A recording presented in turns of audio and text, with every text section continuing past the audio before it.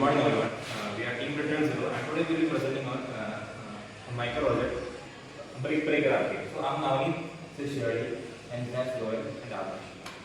So the main idea behind the project was to take a simple well-known game but by enhance it by adding customization power-ups and performance tracking. We wanted to show how core C programming can be applied even in real-time graphical applications. So this project is helped us to explore important concepts like animation, and we also learned about the policy dictation in our game, and we use management in our game also, and we can improve to understand about the structured programming also, and it will help us to build a game from scratch to a most understandable game. Overall, this micro project strengthen our technical skills and allow us to create logic, creativity, and yes.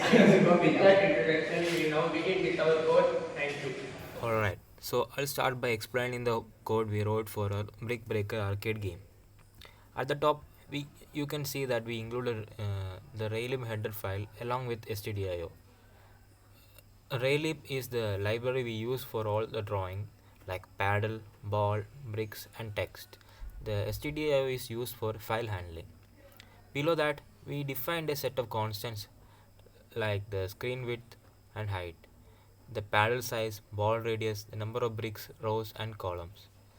These defined values help us easily control the entire layout of the game from one place.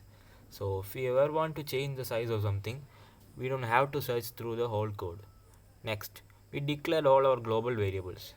These include the matrix that stores whether each brick is active or not, and variables for scores, levels and lives. We also have a game state variable which controls which screen we are on, like the welcome screen, a color selection, gameplay, game over, or scoreboard. We also created variables for player selected colors, and variables for ghost ball power ups such as ghost ball and ghost timer. So essentially, everything in this first part sets up the structure of the game, what the screen looks like, how the game behaves, and what values we track during gameplay. In the next section of the code, here we have the functions for loading and saving the high score. Load high score opens a file and reads the previously saved score, and save high score updates it. This way, the game remembers the high score even after closing the program, which adds a real arcade feel. Then we have the init bricks function, which simply resets all bricks by setting them to 1. Every time we start the game or complete a level, this function gets called to reset everything. We also wrote a small get chatbot message function. Instead of showing random text, we return a message based on the player's current score. This creates simple yet fun interaction while playing. Now coming to the main logic. Inside the main loop, depending on the game state, we check for input and update the game. In the welcome screen, by pressing enter goes to color selection and pressing yes goes to the scoreboard. In the color selection screen, the player uses 1 to 3 to change ball color and 8 to 0 to change paddle color. Pressing enter starts the game.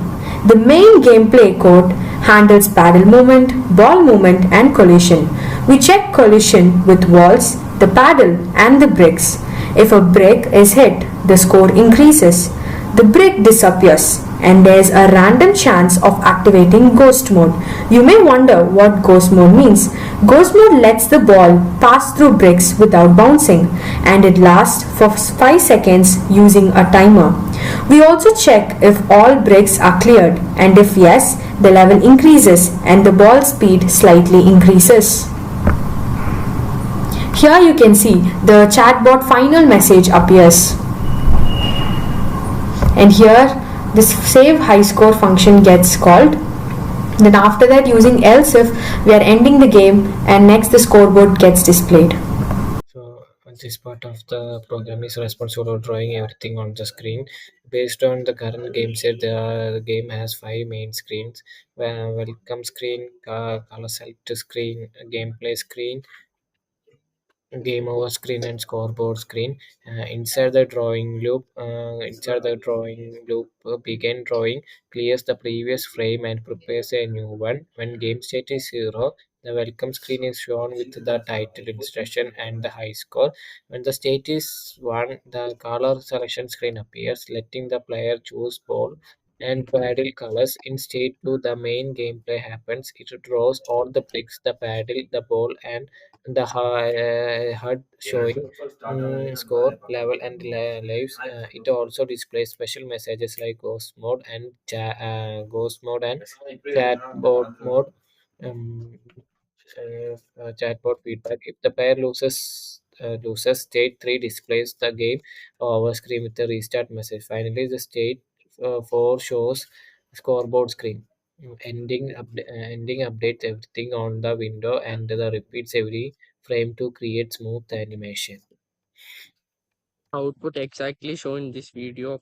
You can see the paddle at the top of the brick arranged in rows on the top. The ball moving whenever the ball hits the brick. The score increased by 10.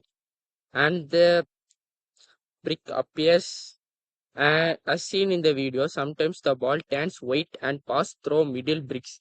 This is ghost ball power up. A text ghost mode appears on the top of these 5 seconds. The chatbot message on the left update based on the score, giving positive feedback like nice start, great, you are improving, and so on. When the ball falls and alives becomes 0, the game over screen appears. It to show either well done, new high score, or try again, you can do it. The, this can be press R to restart it. Thank you.